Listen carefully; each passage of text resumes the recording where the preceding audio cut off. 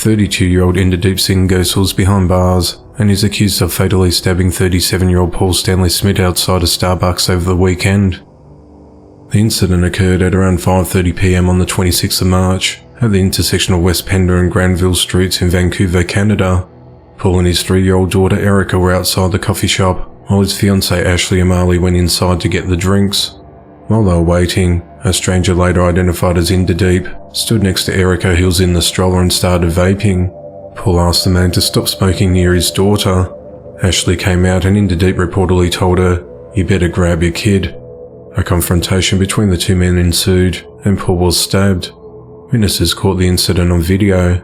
Paul was seen clutching his stomach and staggering around for a moment before collapsing into a pool of blood. At around 5:40 p.m, an officer patrolling the area was flagged down by bystanders. First responders spent several minutes trying to save Paul's life, but he was rushed to a local hospital where he was pronounced dead. Inderdeep remained at the scene, and he was arrested and charged with second-degree murder. Kathy Smith, Paul's mother, said she was in despair watching the video, as no one around or in the coffee shop came to her son's rescue. She said, "I was incredibly surprised that no one from inside the Starbucks called for help. No one outside called for help. It wasn't until basically he was in dire straits that somebody flagged down an officer on the sidewalk. What kind of world are we living in when you take your family to Starbucks in the middle of the afternoon and you're attacked and killed, with many people standing around videotaping and watching?" The investigation into the matter continues. 27-year-old Taylor Bradley is behind bars and is accused of deliberately running over 2 maintenance workers at her apartment complex and trying to hit a third person with a car. At 1:22 p.m. on Monday the 27th of April, authorities responded to the Lodge Apartments in the 4600 block of Bryar Park Drive in Lincoln, Nebraska, on reports of individuals hit with a car.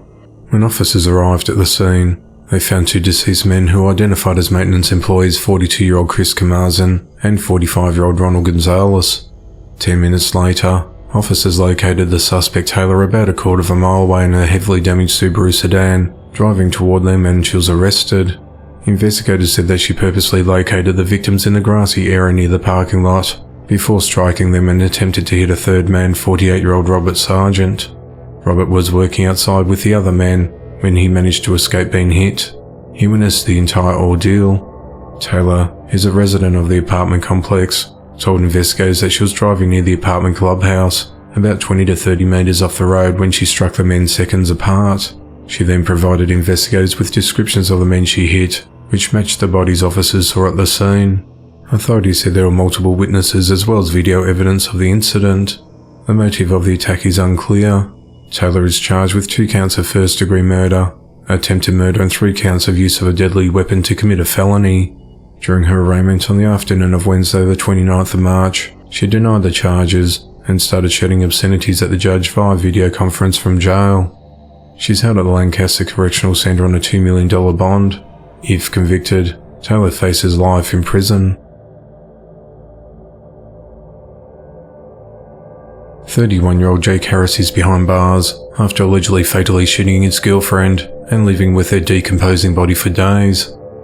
At 10:45 a.m. on Saturday the 25th of March, authorities responded to a home at 4212 Altadena Avenue in Oklahoma City, Oklahoma, when a man visiting the property called 911 after finding a dead person inside the residence. When officers arrived, they tried to make contact with Jake, who had barricaded himself inside the home and refused to come out. Oklahoma City Tactical Unit also responded to the scene and took Jake into custody after a 5-hour standoff. After entering to the residence, police found Jake's girlfriend, 40-year-old Amanda Miller's decomposing body on the garage floor that appeared to have been there for several days. Jake told police that the couple had an argument on the 22nd of March and he grabbed a shotgun. He said Amanda grabbed the barrel and the gun went off, striking her on the side. He told police he didn't call an ambulance because she was already dead. He said he initially moved the body to the bedroom and then to the garage the following day. After moving the body, he allegedly tried to clean the crime scene. Amanda is survived by 4 daughters and 10 grandchildren.